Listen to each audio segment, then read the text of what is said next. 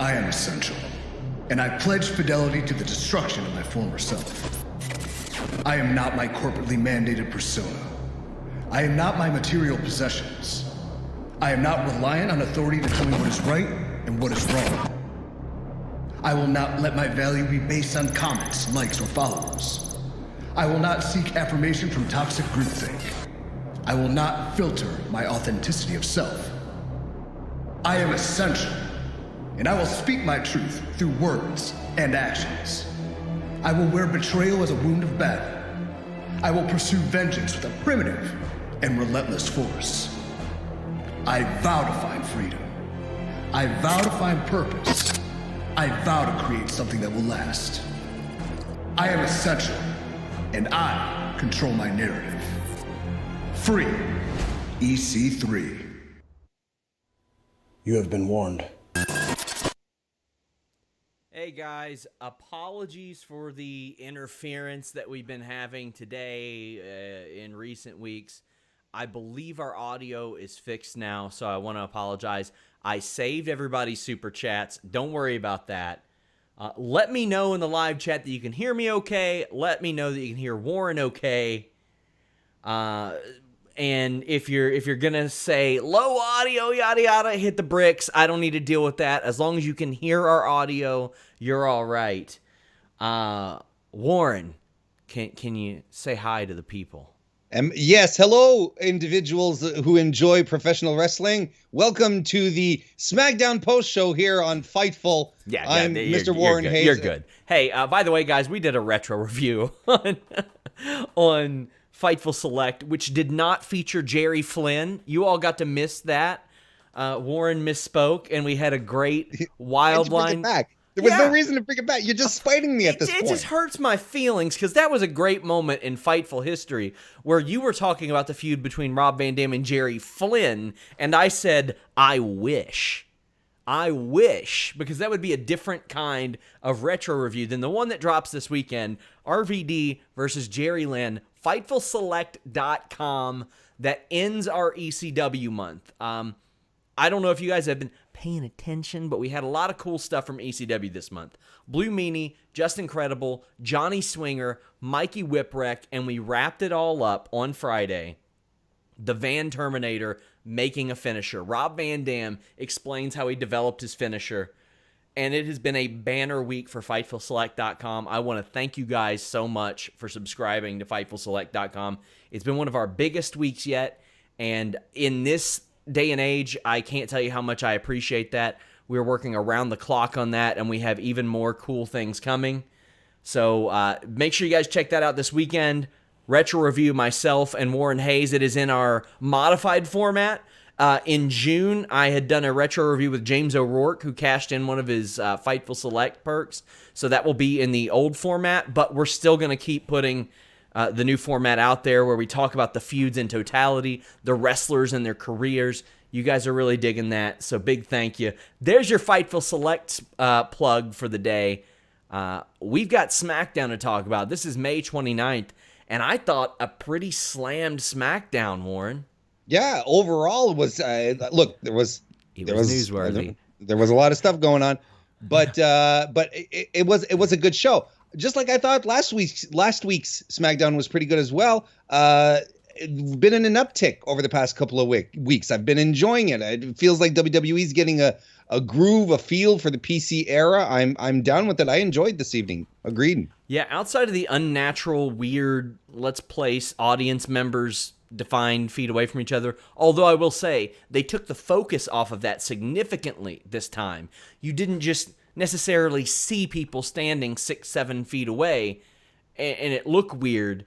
I thought that they did much better with that tonight than they have recently, but there's a lot I liked about this show. Obviously, a guy that people from Fightful are very familiar with popping up on the show tonight. That made me very happy. We've got more.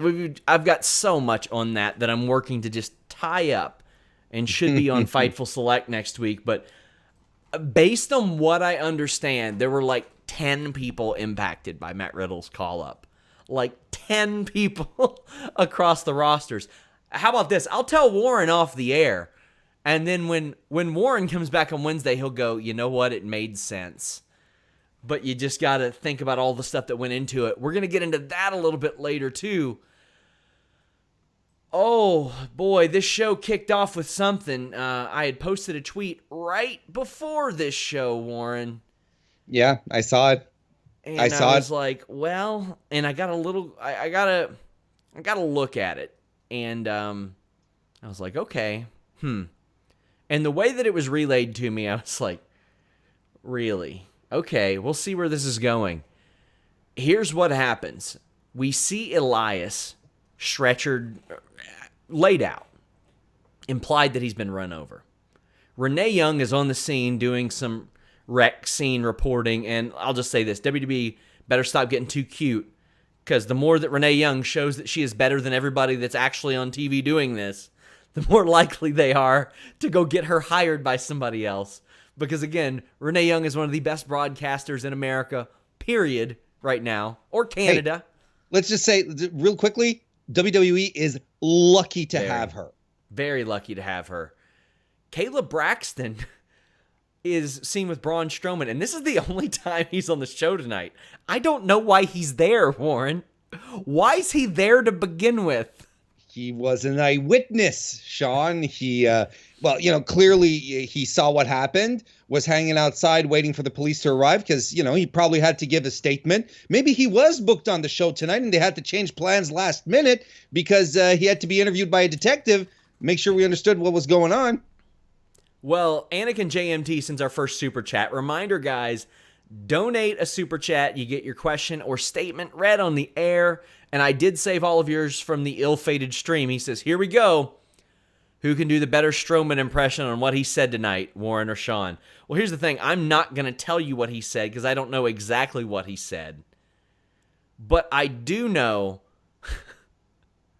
that Braun Strowman was like, well, I just showed up here in my monster truck making sure I was calling on Cricket Wireless, the nation's leader in wireless service. And this guy just came out of nowhere. Is there something in the bushes? If there is, I'm going to blow it away with this AK-47 that is attached to me during all my off days. And this one is no different. I can carry it full sail. It's okay. Braun Strowman was ready to take somebody out. But I do love Braun Strowman as like the TV witness. Because, they always find the most ridiculous people to be the witnesses to things that are happening. I like Braun being that, even though he's the world champion. How did you like this use of him? I thought it was okay. A little unusual. I thought it was okay. Like you said, instead of going with just about anyone else, you go with your most, technically the most credible guy. He's the champion. However, with what we learn later on in the evening, I'm like, Braun, you need to get your eyesight checked. Because if he could not identify Sheamus, spoiler alert. Maybe. My God. There's something wrong with your eyesight, pal. Oh, it was amazing. It was so amazing. I love that he couldn't differentiate Jeff Hardy from Sheamus. So they find Jeff Hardy like in the bushes.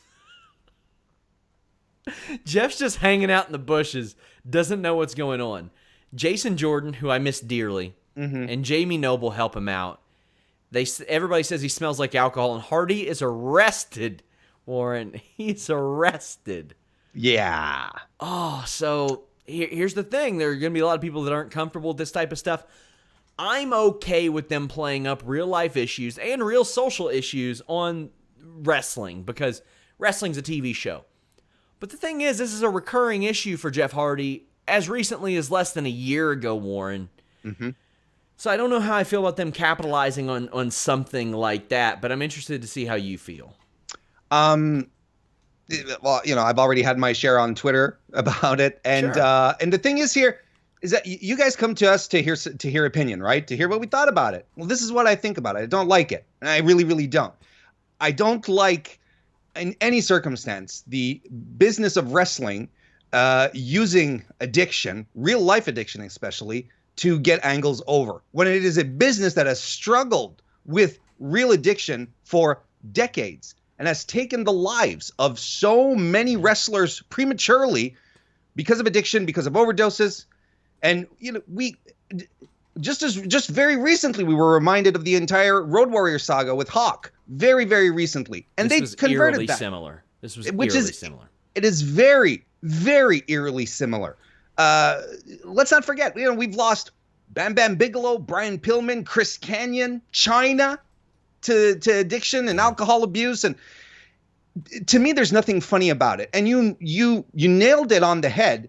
Jeff is not recovered. And when you're an addict, you never fully recover. You're always on the brink. Anything can happen to have you relapse.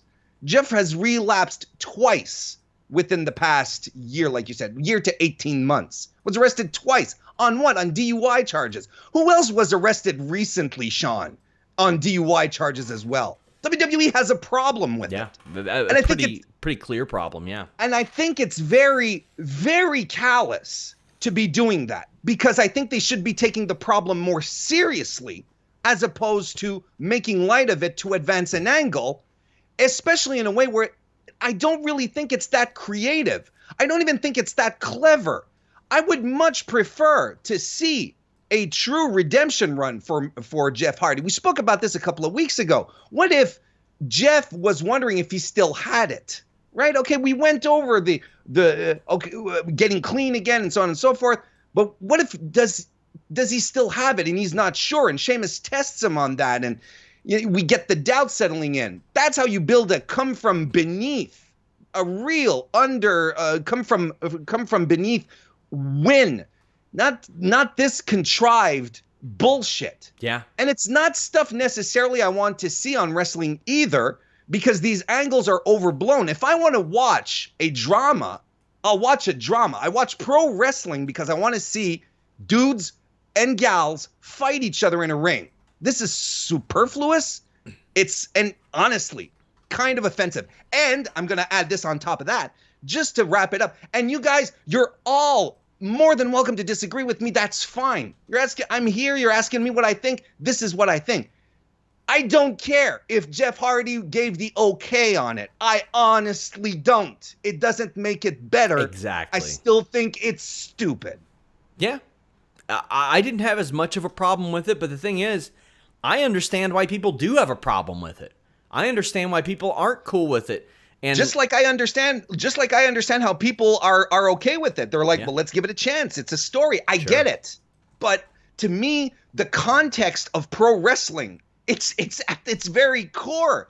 The substance abuse in the 80s and 90s is legendary, and it has been a problem for years. It baffles my mind. There's something completely callous in WWE doing this kind of stuff. Yeah, I completely agree with you. Completely agree with you with that. And as you mentioned, we were just reminded about Road Warrior Hawk. And I tweeted that picture, and I was like, that's what that reminded me of. And so we got some super chats. Anakin says, crime scene, but refs and Jamie Noble can come. Also, yes, don't insult my intelligence. I watch Investigation Discovery nonstop. I literally knew who Anna Bauert was because I watched so much crime TV, because she had been on a crime TV show before I even met her through wrestling. That's how much Investigation Discovery I watch.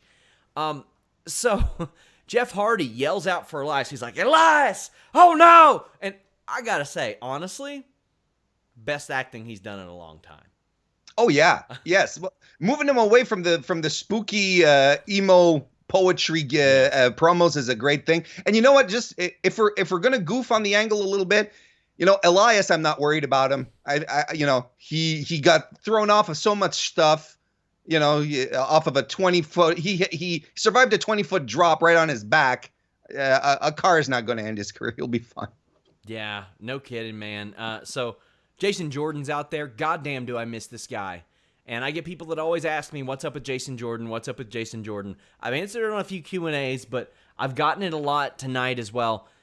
Last I had heard, he still has grip issues. And that ain't good if you're going to be a pro wrestler, especially if you're going to be a pro wrestler suplexing people all over the place. They thought that his injury was going to be minimally invasive, if you remember what Kurt Angle said.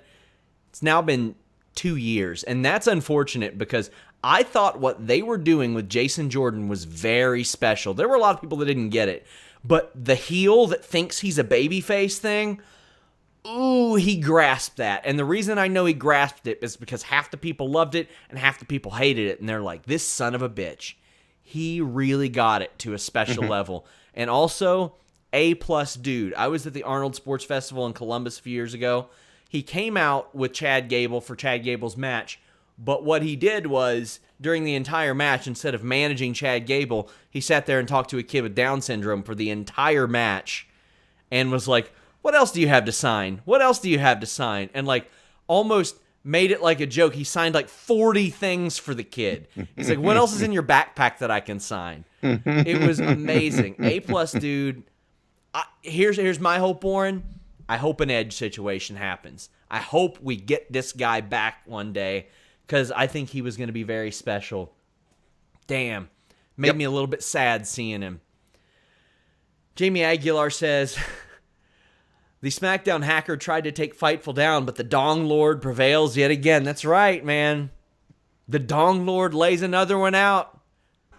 By the time we're done, they just... That's how it is. Throwback 27, our dude says, didn't the SmackDown hacker on Twitter post something where Jeff Hardy was on it yesterday? Could this also create an angle for the hacker story to progress a little bit? What happened for this start was not the right choice.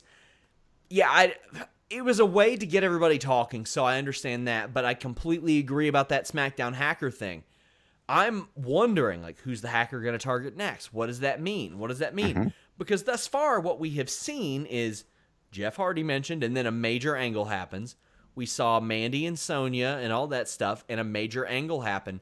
Well, what's your take on this, Warren? Yeah, no, I agree. I mean, I hadn't seen the hacker stuff on social media before the show, so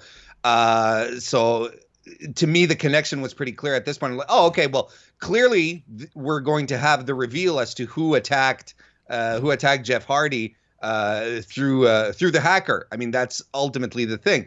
I only hope that they're able to do some kind of magic with it, because the last time we had a hit and run mysterious situation, Sean, oh boy.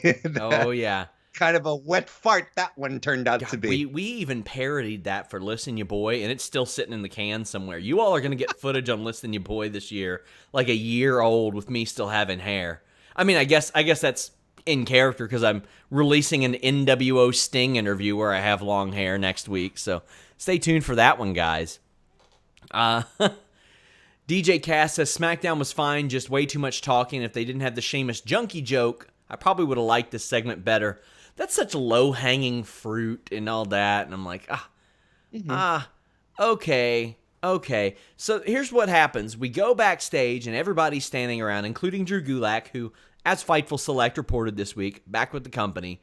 Chad Gable, who has not been there in 3 months. He had not wrestled a match in the pandemic era. But everybody's arguing about who should get the shot now, because Jeff Hardy and Elias can't compete. Poor Elias got injured and knocked out of the King of the Ring and the Intercontinental title, Intercontinental title tournament. Woof, man. I guess tournaments are just his bane, man. It's just bad luck for him. It's just that simple. So AJ Styles wants the finals set and wants his bye, but Daniel Bryan wants to earn it. Sheamus and Baron Corbin step up, but they set up a battle royal. I thought Adam Pearce was so good here, and always seems to be. Hannah Moore jokes and says, I thought he had a growth spurt. I saw he was on crates. He's just so natural and straightforward and does not take the attention for himself. He is a voice that I know to command authority. He is a guy who is... I respect his experience as a former NWA champion, and he's been a little bit of everywhere. Like, I look at the guy, and I'm like, all right, what he says goes when he's on that screen. And that's what I like out of my authority figures. He isn't really one, but when he shows up, I think he does a great job. Yeah, I mean, if they really wanted to go all in and, you know, make him the liaison with whoever really is in charge, it'd be super credible. But see, that's the thing, and that's one of the reasons I think William Regal has always been perceived as a really good general manager, because he doesn't overstay his welcome. He doesn't take the shine away when he arrives. Oh, something's going down. It's very different from when. Well, of course, the whole Mr. McMahon stuff, but that's a character. It's an angle. It's something else. But, you know, you'd have Stephanie McMahon come out, and then suddenly she always makes it always about her. This was very, very good. And it was good in a very chaotic situation, because it was kind of hard to follow with everyone shouting at each other and everything. I thought it was well produced. And yeah, Adam Pearce did a great job. So we won't be talking about AJ Styles the rest of the night, so I thought DJ Cass's super chat made sense here. He said, you know, listen to AJ Styles on After the Bell, and it made me really appreciate what the OC gave him, because now he feels directionless since being back. From what I understand, that might have been one of the reasons he wanted to go to SmackDown, based on the people I'm talking to. But I talked to Jimmy about this today. AJ Styles is one of your top guys and is going to be for a few years. I know the OC is getting paid a lot, but Warren, it's not like they weren't worth a good amount. Like, you keep them from making somebody else a lot of money, because you better believe they're going to make that much in their Bullet Club. They're going to reinvigorate Bullet Club whenever they go back there. They're entertaining. They can do digital stuff. They can do in-ring stuff. They can do promos. They can be AJ's heaters. They are very versatile people. I was shocked about them getting cut. It seems like such an easy thing, like, oh, you want to keep one of your top guys happy, and that's an important thing to do. That's so weird. And AJ feels responsible, and that was heartbreaking to me, because it wasn't his fault. No, it wasn't his fault, and that's it. We've heard him say that he feels responsible, that he didn't protect his boys, and that sucks. And you know that it's very legitimate, because AJ has that, like, older school. I don't want to say not older school, but he has that mentality, that locker room mentality, where you look out for the guys who have your back, and so on and so forth. So I bet it really weighs on him. The only reasonable explanation that we can give in regards to Gallows and Anderson in WWE is one guy didn't get it. One guy just didn't get it, and if he didn't get it, despite the fact, and here's what's fascinating, despite the fact that we hear stories that AJ and Vince hit it off, that Vince really liked them, and that he was like, man, I should have got this guy 10 years ago. Despite that, Vince just didn't get it. So and there you go. He doesn't get tag teams. I've been referencing an interview that I did. If you see a bunch of interviews with me with long hair coming out soon, it's because I recovered a bunch of footage. One of those is a very long interview I did with the former Mordecai. And he and Tyson Tomko were poised to come up as a tag team. And he had his meeting with Vince, and Vince said, no, fuck that. I don't want tag teams. Come up with something else. And it's like, you know what? In that era, I think old Kevin Thorne and Tyson Tomko debuting as a team probably would have been really good when you had, like, La Resistance out there. Yep. Like, it probably would have worked really well. It would have worked a lot better than Mordecai did. But, oh, man, it's rough. Patalron6 says, saw Rebby Sky tweeted she wanted to throw her TV out.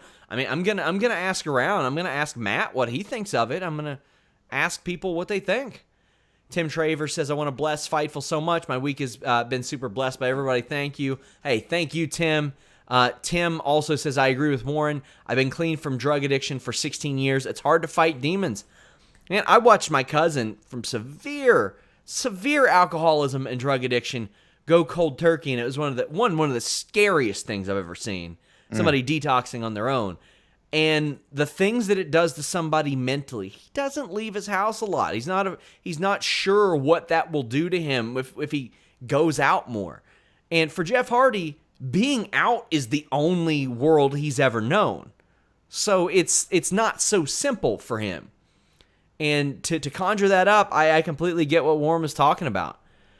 Throwback 27 says, it was great seeing Noble, Jordan, and Gable tonight. With Gable on, does it mean there's more TV time coming for him? Yes, from what I heard. Because I didn't know that he was on these tapings till I saw tonight. And then I asked, and they said, yes, he will be on the shows more regularly. Now, more regularly is compared to not being on it all since the PC thing. So, oh man.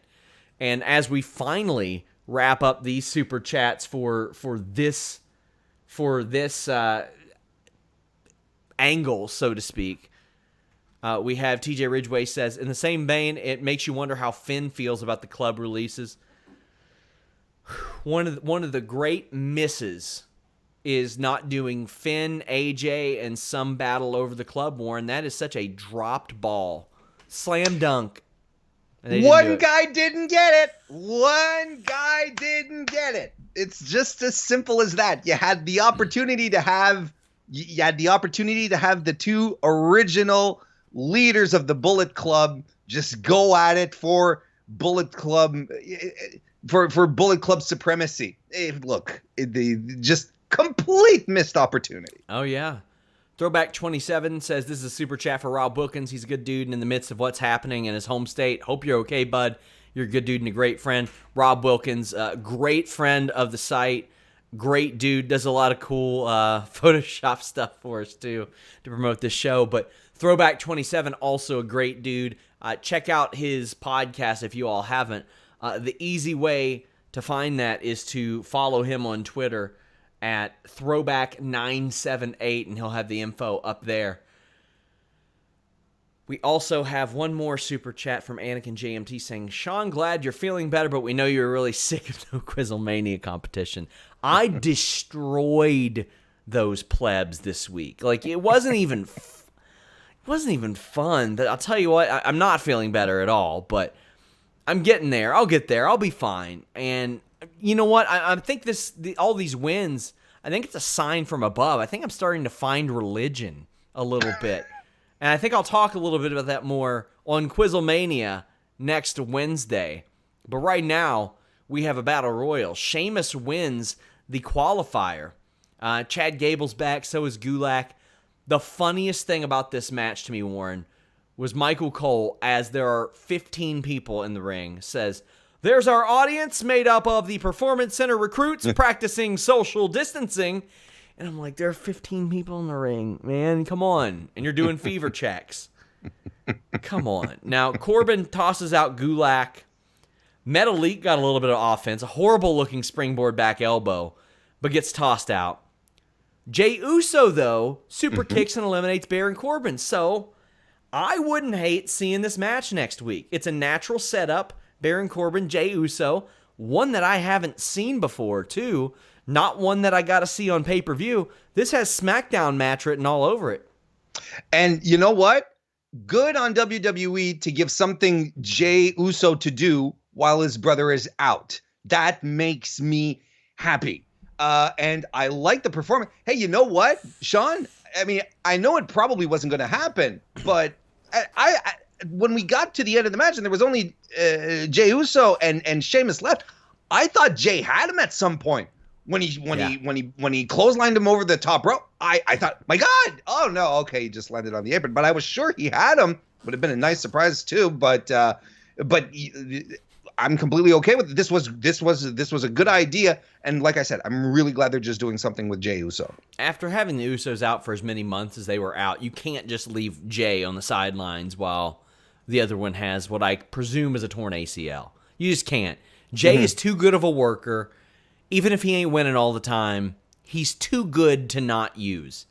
So I'm excited to see this. And the Bars see a brief reunion. You got Jey and Shorty G trying to fight off them and Nakamura. Gable eliminates Nakamura and Cesaro, but Cesaro cheats and throws out Shorty G. The old Steve Austin 97 Rumble spot. And I like that because it's set up to a match later. Down to Uso and Sheamus, and as you mentioned, I thought Jey had him. And that's good because to me, that immediately establishes that Jey Uso is as good as these other guys, that he can hang with these guys. So I like that, Warren. I love it. Look, a couple of things this is one of my big takeaways, that you got Jey Uso, who's going to hang as a singles guy for a while. He lasted to the end. I'm really okay with it. Took it to Sheamus, took it with the other guys. That's it. It's not just a tag team guy. He can hang with the singles guys. I love it. And I'm looking forward to see if they're going to lean into that a little more. And we can do a lot worse than a Cesaro and Chad Gable feud. Yeah, we could. Right? I needed a longer match, though. I really needed a longer match. We're going to talk about it. But, man, I mean, when I saw that happen, I was like, hey, this is great. It's fresh, Sean. It's good. It's something that we haven't been hammered over the head with. Wow. Yeah, well, we did get hammered over the head with a Lacey and Sonya match, and I'm okay with that because I thought it was pretty solid. It was a double count out.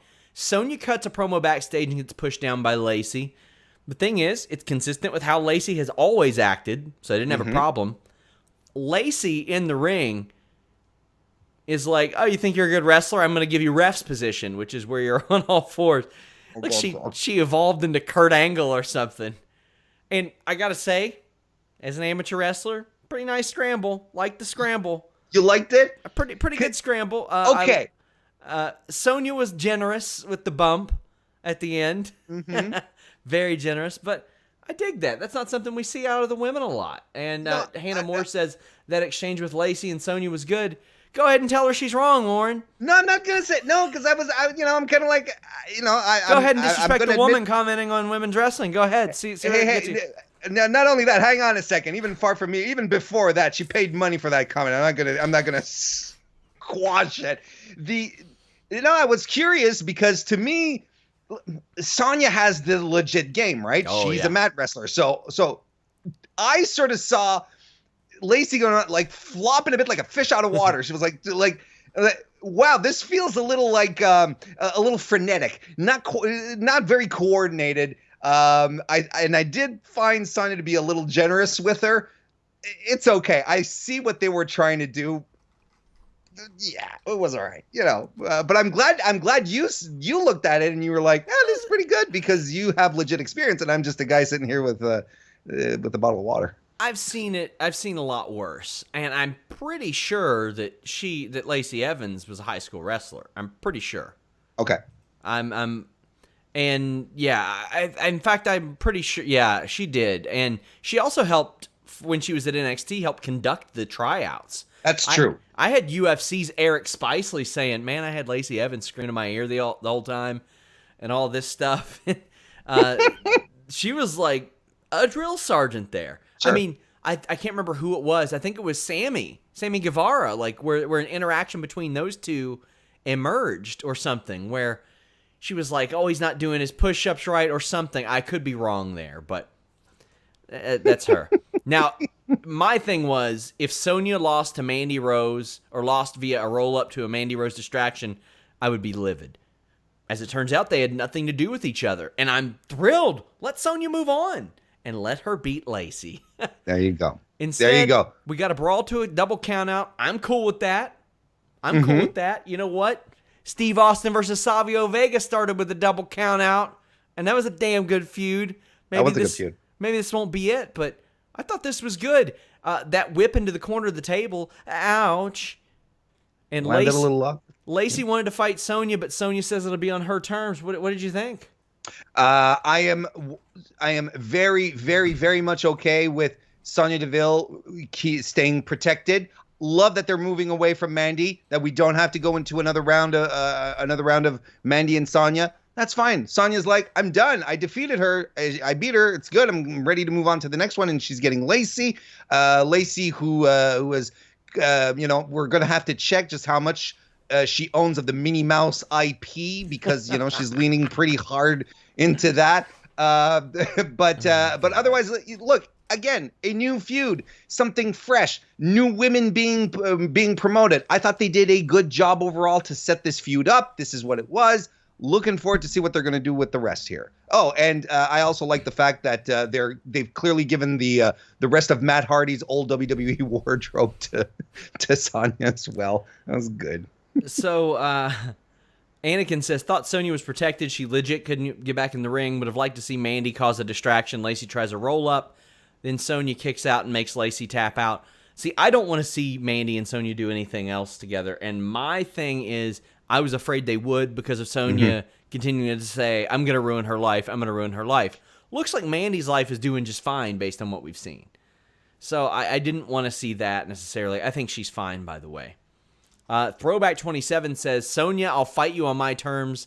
Dude, if this is a foreshadow to what's to become between them, then bring it on. These two could one day feud for the women's title. By the way, Fightful in a 65-inch is awesome. I agree. I think that they could feud for the title. I think Sonya is going to be a big, big star, Warren. Yep. And whether you're rocking a 65-inch, an 8-inch, a 2-inch, sometimes you don't want your performance to be contingent on that, Warren. Mm. The number of inches. Sure. And I'm not talking precipitation, although you'll be causing some precipitation when you use BlueChew.com and that code FIGHTFUL. Did you get that one, Warren? It was a joke about semen. But, you okay, Warren? I said thank you. You okay, Warren? Yeah, I'm pretty good. I'm actually doing quite well, thank you. All right. Got to wet my whistle a bit here. But if you want to upgrade from a Zenith to a Sony Bravia, and by that I mean a penis that doesn't work effectively, perhaps you finish quickly, to one that performs much better, well, BlueChew.com can help. It's got the same FDA-approved active ingredients as Viagra and Cialis, so you know they work. Take it from the Dong Lord, SRS, the most sponsored dong in wrestling media right here. This stuff works. It's ready whenever you are. If you're not ready, it'll get you ready. It's prepared in the USA. It ships direct, and it's discreet. Not everybody's going to be all up in your business saying, oh, what's going on? Is that a dick pill? They won't be laughing about it. They'll be like, hey, is that a dick pill? Because if so, where can I get it? And you'll be able to say, BlueChew.com. You just use the code FIGHTFUL, and they'll be like, well, man, I don't want to go to the doctor right now. I don't want to go to the doctor in this shit. No. And you'll say, whoa, hold on there, chief. You don't have to. It's prescribed online by Blue Chew affiliated physicians. And they're like, well, yeah, but then I got to go pick it up at the pharmacy. Oh, no, you don't. You don't. And that's a good thing these days. Gets into your system a lot faster because it's chewable. And it's that good stuff. If you're using the Viagra and Cialises of the world, what are you doing? That's not smart. That's not smart at this point. Use BlueChew.com code FIGHTFUL. Your first shipment free. You just pay $5 shipping. Singear Vampire says, I just want to say that Warren's response to the Blue Chew adverts has made my evening. I've got a Blue Chew Segway compilation that has over 40,000 views. If I could get people to care about our wrestling takes as much as our wiener takes, like if I started the Dong Lord podcast, I'd probably be able to retire within a year or two. Probably. I might have to do a reaction compilation. Throwback says we go from crotch fro to the Dong Lord. Next thing Warren does his Moxley impression doing a Blue Chew promo one day. The Moxley impression isn't there yet. We're working on it though. It's coming. He'll get there. He's a tough one to. It depends on his mood based on when I've interviewed him. Anakin JMT says if Lacey trained more in a brawler style, a fight pit with Sonya would be fun. I just want another fight pit. That first one was so good. Yeah, it was. Boy, I got to see that, and I really liked it. That is my jam. It seems like every time I miss a Wednesday show, a match that is exactly my style that I love just happens. Edge Sword 1 PS4 says, Styles and Bryan are my top two. Always up for that. They filmed that match this week, and I was told it was awesome. Lake Landley says, does this new Chad Gable run rule him out as a SmackDown hacker? I would say so, Warren. Yeah, I think so too. I think they're clearly going to save it for a big return. I don't think it's Chad Gable at this point. Absolutely not. I'm still very much in the Mustafa Ali camp. I really, really am. DJ Cass says AJ Styles also seems to be doing a lot of damage control lately to Ricochet and Cedric. He's a real pro by telling them to keep their heads up. Yeah, unfortunate what has happened to those two, because that loss to Shane Thorne and Brendan Vink doesn't make a damn bit of sense right now, Warren. I'm glad you brought that up. I'm so glad you brought that up. And MVP is done. He's done sticking his neck out for the dudes as well. He's whatever average talent he saw in them. He saw that Bobby Lashley was like, I'll just dump the dead weight. Now it's absolutely ridiculous, and it's frustrating because it was clearly some hot-shotting stuff. We give and take a little bit in this period. They're getting more of the roster back in, so maybe some decisions are made. It's understandable, but I mean, you have Ricochet in your promotion and you are not using them. It is absurd. It is weird, man. So New Day are on the Moment of Bliss. Nikki Cross got New Day Scottish pancakes, and New Day got Alexa coffee. And I thought Nikki and Alexa were both fantastic. Nikki has made the most of her main roster run. She is a main roster success story, in my opinion, Warren. I don't remember hardly anything from her NXT run anymore, but I remember a lot from this, and she is maximizing her minutes. She has clearly, here's the greatest success out of this was morphing her out of, what was her name? Like Crazy Mary Dobson? Wasn't that what she was referred to? That was Sarah Logan. No, that was Sarah Logan. She was Nikki Glenn Cross. Nikki Glenn Cross. Yes, that's right. Sorry, I got those confused. But morphing her out of that crazed persona that she had in NXT into this, because Nikki Cross in NXT was beloved. You know, it was like, we have to protect Nikki at all costs. Ooh, main roster, we're a little worried. Start pairing her up with Alexa Bliss. What, they're developing a friendship? This isn't the Nikki Cross I like, but I really like this Nikki Cross nonetheless. You know, and here's the thing. Last week or 2 weeks ago, I don't quite remember, she referenced it. She said, you know, my friendship with Alexa has been so important to me. She keeps the crazy away. You know, she talks me to... And I'm like, this is all I needed to help me understand why she got normalized. She's still not perfectly on the level. Jesus, not tonight she wasn't. But at least they took the time to explain it. She's been doing fantastic. Yeah, I think she's been rocking it. And we get Bayley and Sasha Banks that come out. Bayley, I think, is... Not even I think. She is by far the best heel on SmackDown. Like, I can't even imagine that it's close at this point. Like, her just going, well, and telling somebody in the audience to shut up was great. Sasha kills Twitter by wrestling in joggers. Kills Twitter. They weren't ready for her to take her jacket off. The Sasha stands went crazy. I follow plenty of them. Thanks, guys. But... They say that they want to go for the tag titles, and didn't I pitch this last week? I think so. Where I said I want Bayley and Sasha to win the tag titles. I want Bayley to get overwhelmed, defending 2 titles and being like, I can't take the pressure. We see her not saving Sasha from a pinfall, even though she could have, and she thinks nobody will notice, but Sasha notices. Ooh, that would be good. But right now, we're getting Sasha in action. This was, again, I wanted it to be longer, but Sasha's so good. She's so good. She honored Hana Kimura with a black armband, which is amazing. Class move. Couple spots I liked. The backbreaker from Banks. The reverse powerbomb out of the corner from Bliss. The finish comes after Bayley pushes Nikki into Alexa. The pin was a little clunky, but the work was good. And a highlight of this is during it, Nikki and Bayley are cracking up Cole and Graves on commentary. I liked everything about this, from the Moment of Bliss. You get New Day on TV. You set up challengers. You put Sasha Banks in the ring. You get her a win. You get them over as cheaters.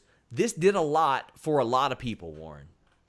And, you know, when you were mentioning Bayley being the top heel, you know, I don't know if you caught Kofi reaching out for a hug when they came into the ring, and Bayley just completely left them hanging. It was fantastic. The women on SmackDown over the past couple of weeks have been the stars of the show. You could make an argument that the women in general in WWE have been the stars of the PC era. At least they've been carrying a lot of the load. Last week we had Charlotte and Bayley putting on a treat. Then we had that great tag team match, mixed tag match, that was also very good, where the women did most of the heavy lifting. And tonight, by far the most entertaining quarter hour, if we're talking ratings speak, this was a lot of fun. And because Bayley and Nikki on the outside, I don't know what they were doing. Were they trying their best to make Michael Cole laugh? Or were they just trying to show off who was the better friend on the outside? I don't know what exactly on what level they were competing, but Nikki Cross was amazing. Bayley was perfect. The match was solid. It was well played. Again, I still don't see what people's problems with Alexa Bliss is. Weirdos. I honestly don't. Just complete weirdos. And Sasha, let me just say, my comment about that is not to any one person. I'm aware of what happened this week. I think Alexa Bliss is a good worker and an entertaining person. And Sasha was very good as well. And I like that Alexa just started it off by taking a shot at Sasha, being like, "Where's your title, Sasha? I see a bunch of champions here. Where's your title, Sasha?" I'm like, "Oh, the Stan armies. They're all salivating there." This was good. I liked the whole thing. It was fantastic. Yeah, I think so too. Anakin JMT says, Nikki petting Cole killed me. It was good, man. We got a lot of engagement on this one. Azo Smith said, love Sasha's tribute to Hana. He had sent another one that said that too. Bayley and Banks winning the tag titles could be a good thing as it prolongs the feud like they reportedly want to do, and loved her Hana tribute. You want to get this out in front of the crowd. And what's our joke, Warren? Every year, they're saving it for SummerSlam. They're saving it for SummerSlam, folks. Don't you worry. And the funny thing is, the year that they really were, they can't do it. Mm-hmm. That's what you get. That's what you get. I feel bad for Sasha and Bayley, but this match should have happened 2 years ago. Mm-hmm. Sitting on my bed said, just realized how deep Sasha's moveset is. Knowing a lot of moves gives you the freedom to wrestle how you want. That's the beauty of what I always thought was her Nakamura-inspired offense. You know how, especially in New Japan, Warren, Nakamura would go for the knee-based offense? Yeah. When I worked some indie matches, I would do a lot of elbow stuff. I was like, that's pretty cool. He can go to that. People know that he does that a lot. I was like, I'll do that, but with an elbow. Sasha does it with the double knees, and that opens up a lot of other stuff that I think is really cool. That's a really good observation, actually. But yeah, I mean, it's the simplicity. Sometimes it's not as much the spectacular amount of moves that you're able to do. It's not the quantity, but it's more of the how you use it. It's always how you use your moveset. I don't care how many Northern Light suplexes you can do in a row. It's ultimately when you decide to pull it out and its effectiveness. That's what makes it really, really special. Anakin says, awesome how two people with previous issues with each other can still put on a great match. Sasha and Alexa was great. Yeah, that's the thing. All these people will talk about, oh, well, they've got an issue with this. Sometimes that happens with your coworkers. Sometimes you hash it out. That's it. Mm-hmm. Anakin JMT says, Sean, you should have heard Warren go off on Oldberg last night. That was an epic triggered rant. Warren, you should isolate those and then just post them individually because they do numbers. All right, I'll make sure. I just, at the same time, it's a love-hate relationship. I don't want to give too much time to Goldberg either. And Throwback says, whose rant is better, Warren on Oldberg or me with the 24/7 title and Gronk? Also, WWE has stepped its game up with the show quality. Tonight's show was really good and NXT was phenomenal.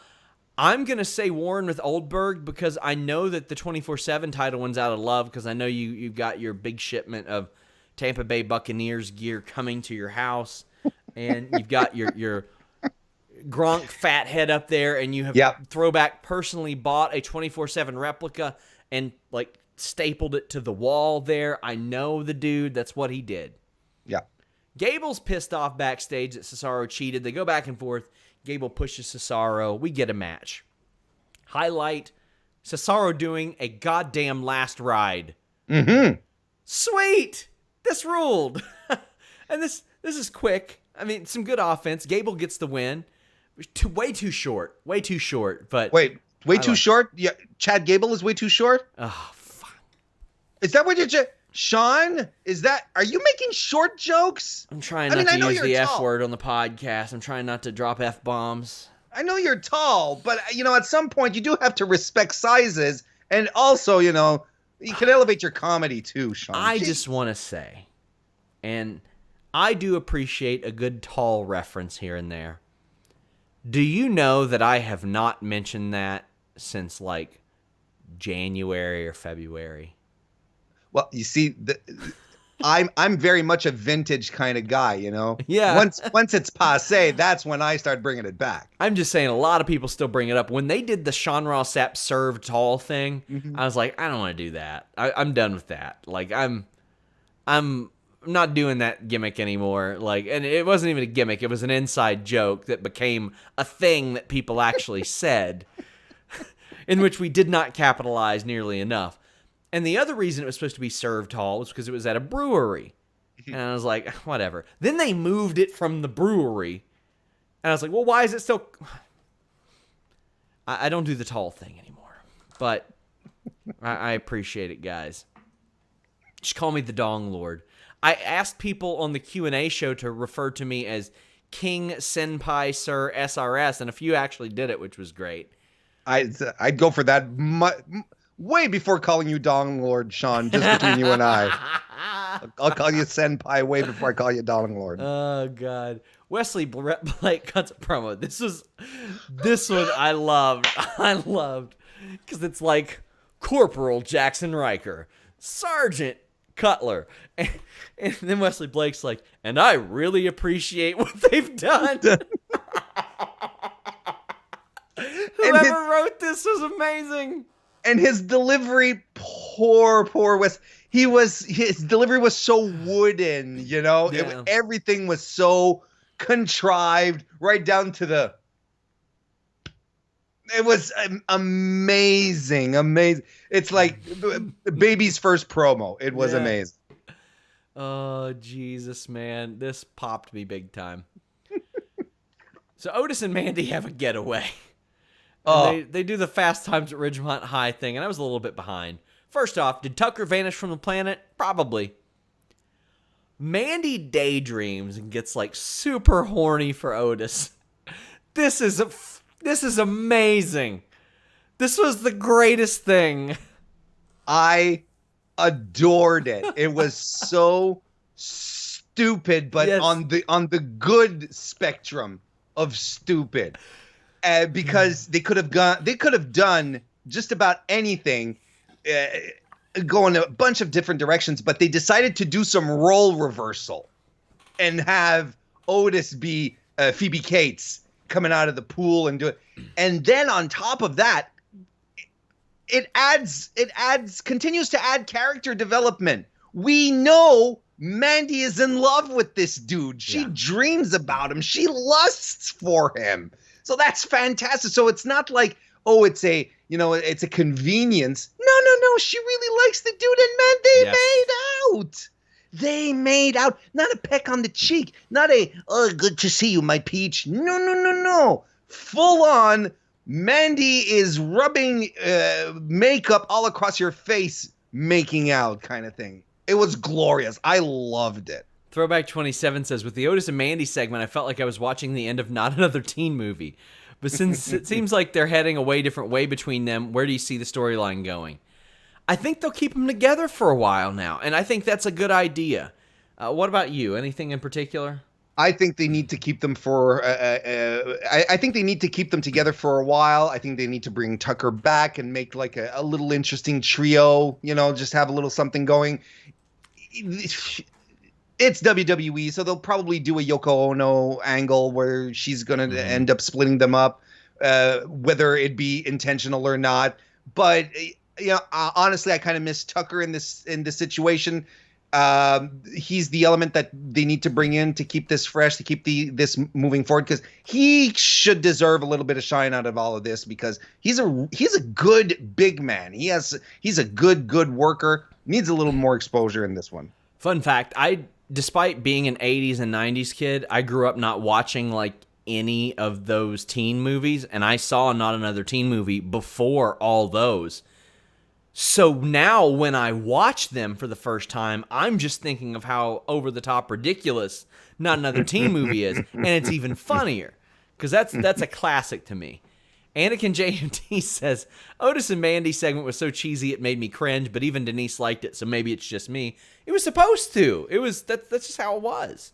Yeah, you were supposed to cringe when, Otis came out with that very loose Speedo. Yep. So, Stay Up and Keep It Up says, that was like those HBO midnight porn clips. I wish I was Otis. The SmackDown didn't have Vince's stamp on it. I bet Otis used Blue Chew with Mandy. I don't think he needs to, buddy. No offense, but he probably, you know what? Maybe for a performance. Maybe he's got performance anxiety, so you're right. You're right. Colt says, I'm hoping Mandy doesn't get pregnant and they make her give birth to an arm or to a ham. Damn. Oh, no, now when you speak things into the universe, you've exponentially created the possibility that'll happen. Damn, let me tell you, these super chats are on fire tonight. Probably the last call for those, so if you want to get them in, let me know.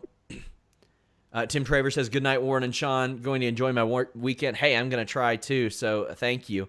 Throwback 27 says, Sean using anime references to describe the human anatomy. This is why Fightful is awesome, because the world is hanging by a thread. We need to have positive things. I actually don't know anything about anime, but I know enough people who do, where I've seen enough funny memes to reference it. Fair enough. Well, I'm ready to reference Matt Riddle. Fightful alumni Matt Riddle coming to SmackDown. As I reported on Fightful Select today, he did not film a match at the taping, so he's probably not going to wrestle the next couple weeks. But Kurt Angle is on screen and introduces him. Throwback 27, he sent a monster super chat, a reminder, guys, check out his podcast. He is a great dude. If anything, follow him on Twitter at Throwback978. He says, having Kurt announce Riddle coming to SmackDown was the right pick. It makes the casual fan that only watches SmackDown curious about who he is and makes us hardcore fans happy for him and excited to see what happens. What do you think the best way to make Riddle strong out of the gate is? Sheamus, maybe? Well, Sheamus is doing the Jeff Hardy thing. The best way is to have him definitively beat people. Mm-hmm. Unfortunately, I think he's going to feud with Baron Corbin. And that's unfortunate. However, I think the Kurt Angle thing is nice. I think they should have leaned a lot more into UFC fighter. They should have licensed footage and shown that he has knocked people out and destroyed people and all this stuff. Warren, what did you think of the debut of Matt Riddle here? I, for one, welcome our future superstar and owner of WWE into the fold. I mean, it's very, very exciting, and I'm very happy for Matt Riddle. He's a guy I like. He always, whenever he wrestles, he wrestles like I play the 2K games where I'm always spamming the power moves. So it's always a pleasure to watch him. The only thing I question, and I get why they want to make him a big deal, but in the past, WWE hyping a new arrival has sometimes backfired, where they lean a little too much into it. They create hype, and then eventually it sort of peters out, because then you get the expectations up here, and then sort of, it starts to waver when things don't start delivering. And sometimes it's not the talent's fault. Just off the top of my head, I remember Hideo Itami, Kenta, when he was brought up, there was a lot of pomp that was put up there, and then it just fell flat. Of course, this is Matt Riddle. It's a whole other ball game, whole other level of charisma. It's different, but I'm weary about this type of buildup. I would much prefer, like you said, Matt Riddle comes in, beats people up, keeps a smile on his face, flip-flops and all, and he walks out. That's what he needs to do. Look, I'm excited that he'll be there. It's going to be a tough one to mess up. I hope they do. I hope they don't do him. I hope they don't do him dirty. And you know what? If they have him feud with Baron Corbin, and I know we've talked about it, you and I, if he does that, if that is his first feud, one match and he's done. Yeah. Not a 6-month feud, not Baron Corbin running after him. One match, obliterates him, moves on. That's it. I think they should establish right out of the gate, first win should be a knockout, second should be a ref stoppage, third should be a submission, and then he can pin people. I would love to see him do the... A lot of wrestling fans will know it as sharp sensations. It's the crucifix elbows Jay White does. That's a Gary Goodridge spot from the UFC. I would love to see Matt Riddle just crazy-eyed, throwing those elbows, knocking somebody out. And then as soon as he gets his hand raised, he just smiles, flips his hair back, and he's just the normal dude. Because that's how he is. He will slaughter you. He will slaughter you. But he's a very, very nice guy. So I think they should really play off of his unique charisma. I'll tell you what's unique. Us going over an hour on a SmackDown review. Who would have thought? In this economy? Anakin JMT says, WrestleVotes tweeted those in power have high hopes for Riddle. Any truth from that based on what you've heard? Yeah. I was told that meeting with Vince McMahon went real well. There was a meeting around WrestleMania time, I think. And from what I understand, there were some things broached, some issues that were covered. Like, you got heat with people. And now I just want to say, I haven't asked Matt Riddle. I obviously have not asked Vince McMahon. But basically what I heard, the gist of it was, and again, this is not a direct quote, but based on what I heard, Vince McMahon's like, you got a lot of heat with people. You got a lot of heat with people. And that Matt Riddle was pretty much like, I know what I'm doing, bro. And that Vince was like, goddamn, pal, and loved it. That's what I heard. Now, that person that I heard it from was not in the room, obviously. So yeah, I take that with a grain of salt. I think it's okay, since I have posted about 6 disclaimers here.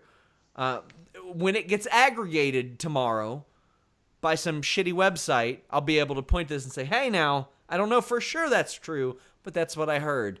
And that this ended up affecting, I think, 10 people between NXT and WWE. Positively, negatively, whatever, but a lot of mountains were moved for Matt Riddle to come up to the main roster. And yeah, there are some high hopes for him. Throwback 27 says, Riddle on SmackDown could set up Brock or Oldberg where Riddle goes over. I think it's more likely that we see Lesnar and Riddle. It would not shock me at all if Paul Heyman, and again, I don't know, but it would not shock me that if Paul Heyman was like, hey, Brock, this guy, he's been talking all kinds of shit about you. Knowing that Brock would say something to Matt Riddle, but also knowing that Matt Riddle is going to go, tough shit, bro. Let's have a match about it and not back down. And then knowing that Brock would kind of respect that, maybe not. But I think that Bill Goldberg, Warren, fully believes that he can actually beat up Matt Riddle, which would be a sad state of affairs if he tried. Bill Goldberg should do one good thing in his career. One thing, and that is to put over a new guy. Mm-hmm. That's all he should do. Goldberg he's retired, left wrestling without putting any new stars over. Do the right thing, Bill. Do the one thing. Your son will still think you're a Superman because you're his dad, Bill. It doesn't matter if you're beating guys in the ring or not. Put Matt Riddle over, and I will forgive so much from your career, Bill. I honestly will. Rafael Garcia says, any chance we get Riddle to do a one-off UFC match if he gets massively over? Okay, so I used to ask him that a lot, and he was just like, money talks, but I don't wanna. And the thing is, He's 34 now. And young for pro wrestling still, not so much for MMA. And at this point, you got to remember, this guy used to fight at 170 pounds. He weighed in at 216 this week, and that is not a worked weight from what I understand. So that's a big boy. I don't think he's cutting to 185 anymore, because he was doing that 6 years ago when I first met him. He was cutting to 185. I don't think so. I don't think Dana White would want to swallow his pride, because you have to remember, Dana White went on Fox Sports 1 and said, "Where's this dummy ever going to make six figures?" Well, he found a place, so. Bob Harris said, "What rumored? Jeff Hardy busted." I do not know what that means, but he did get busted today for a hit and run on Elias. That was a thing that happened. Anakin JMT says, if they want to show one more older match on one of these shows, show that fight pit to people. That will get people's attention. I love the fight pit. It was so different. When I saw the platform, I just thought it was still being built. So I was like, I hope they keep that. It went great.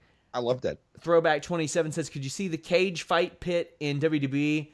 Something Lesnar would do with Riddle? Fuck, I wish. Oh, my God. Like, I've got very little water here left, and I'm thinking about just covering myself in it just because you mentioned the idea of that. Korosami1997 says, do you think Cesaro can join Seth's faction? I don't think that's happening. I would move Cesaro to Raw, though, because they just lost AJ for nothing.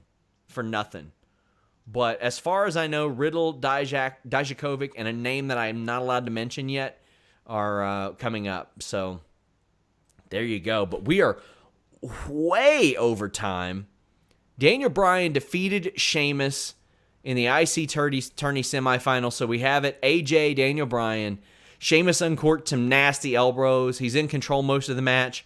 I loved where he brogue kicked Daniel Bryan's leg while he was on the top rope. I just love that.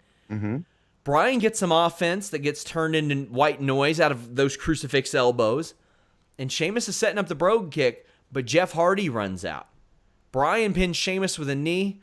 I kind of like the differing, like the heel getting the distraction loss. Sure. I dig that, because why not make the heel look like the dumbass for once, Warren? Absolutely.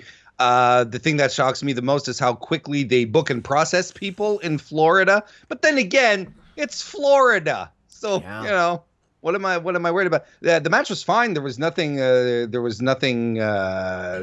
really bad to say about it. I think both guys worked hard. I really like how Sheamus is showing a little more personality in the ring. I really do, as opposed to just being angry man. I like it. And I mean, the right man won. Moving forward, we're getting AJ Styles versus Daniel Bryan next week. I'm very excited for that. This is how you cap off this tournament. I'm very excited for that. Our final super chat is, Warren, you messed up the stream to just get out of your Braun Strowman impersonation. Well, how about this? Why don't you come over to my and subscribe to my YouTube channel on youtube.com/ Good compromise. Mr. Warren. There, that's not so bad.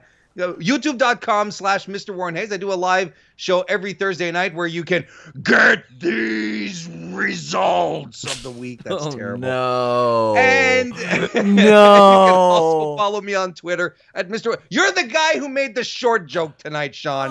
You're the guy who made the short joke. Damn, guys. Damn, man. That was rough. Also, as we saw Jeff Hardy, he attacked Sheamus. Yeah, I'm just so disappointed in you right now. Guys, I had a few appearances this week. I hope you guys check them out. I was on Randy Cruz's Cruise Control podcast. I was on Matman Radio with Andrew Zarian. And there will be more details, but Sunday, tentatively, I'm supposed to join the Sheenom on Twitch. So I believe it's going to be a charity stream, but I'm supposed to join her on Twitch. Hopefully you guys can check that out too, for a very good cause, because I'll be scaling back a lot of my outside appearances in the coming weeks, because we're going to start that process of integrating Fightful Select over to Fightful.com.